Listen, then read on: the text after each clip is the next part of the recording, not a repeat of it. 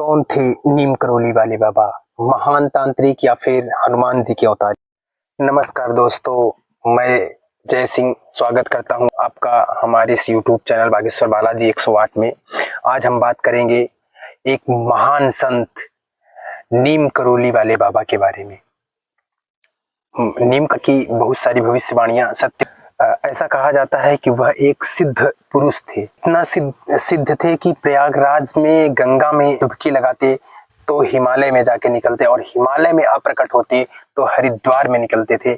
इतने सिद्ध, और वो जो कह देते थे वो सत्य होता था। एक बार दिल्ली के बिरला मंदिर में अपनी कुटिया में वो विश्राम कर रहे थे और हनुमान जी को याद करते थे। एक बार कुछ बांग्लादेशी दरवाजे पर, और बांग्लादेशियों की ओर से मैसेज के कुछ बांग्लादेशी लोग आपसे आए हैं, तो महाराज ने एक संदेश भेजा कि जिसका भाई जेल में हो उसको अंदर भेज दो।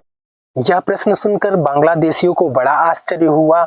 उन्होंने सोचा कि कितना अजीब प्रश्न है, जिसका भाई जेल में हो उसको अंदर भेज दो, ऐसा बाबा ने संदेश भेजा है। तो सब लोग आपस में विचार करने लगे, भाई किसका भाई जेल में है? तो एक आदमी बाहर निकला, कहा मेरा भाई। उस व्यक्ति ने कहा कि मेरा भाई पाकिस्तान में अंदर जेल में है। तो वो व्यक्ति जिसने कहा कि मेरा भाई जेल में है, उसको अंदर जाने पर उससे बाबा ने कहा कि तुम्हारा भाई बहुत जल्दी जेल से बाहर आएगा और तुम्हारे देश का बहुत बड़ा, बहुत महान शहंशाह बनेगा।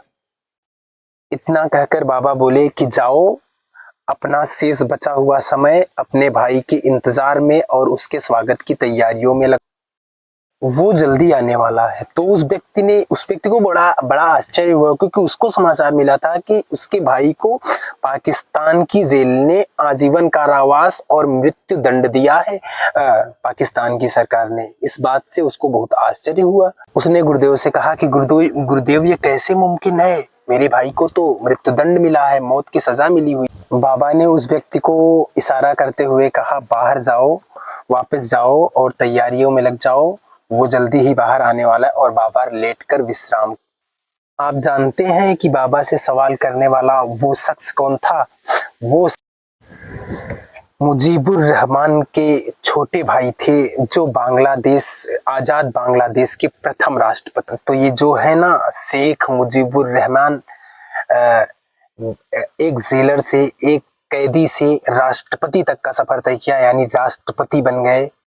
सलाखों से सीधे सत्ता मिल गई। आज कहां और कल कहां, इसके पीछे आपसे भी बोल रहा हूं कि एक ही चीज तय करती है कि किसका विजन कितना।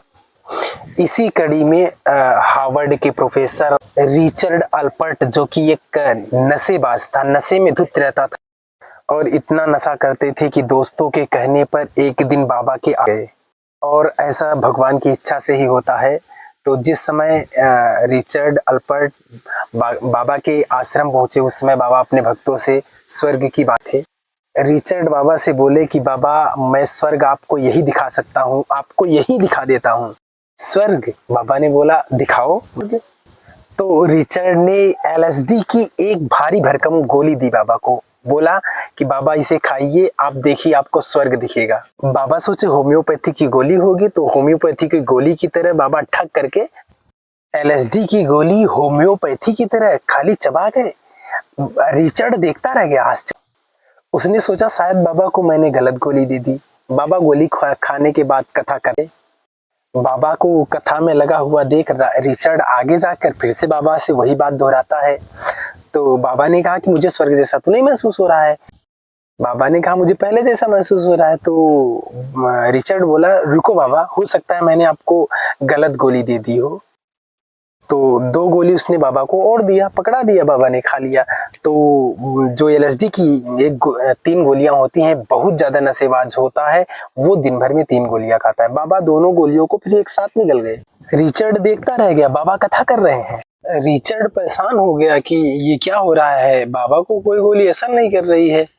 रिचर्ड के चेहरे के हाव भाव से बाबा ने कहा कि बच्चा तुम परेशान क्यों हो इतना? तो कहा बाबा आपको गोली असर नहीं की। तो बाबा ने कहा कि गोली असर नहीं की तो परेशान मुझे होना चाहिए, परेशान तुम हो, गोली असर मुझे नहीं की। उसने बाबा से कहा कि बाबा अब तक तो आपको स्वर्ग दिख जाना चाहिए, लेकिन बाबा ने कहा कि हमें तो नहीं दिखा। तो बाबा ने पूछा कि अभी तुम्हारे पास कितनी गोलियां हैं? तो उसने कहा कि मेरे पास कुल 10 गोलियां हैं। तो बाबा ने कहा लाओ निकालो। तो लेने के बाद बाबा ने 10 गोलियों को एक साथ निकल गए।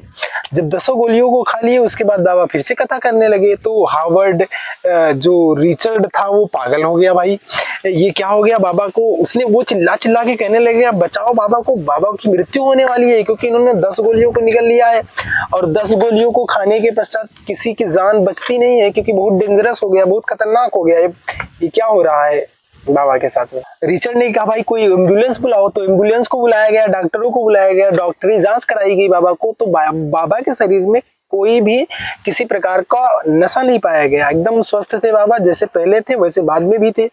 उसको रिचर्ड को बड़ा आश्चर्य हुआ, भाई ये क्या हो गया, बाबा को तो गोली असर ही नहीं की।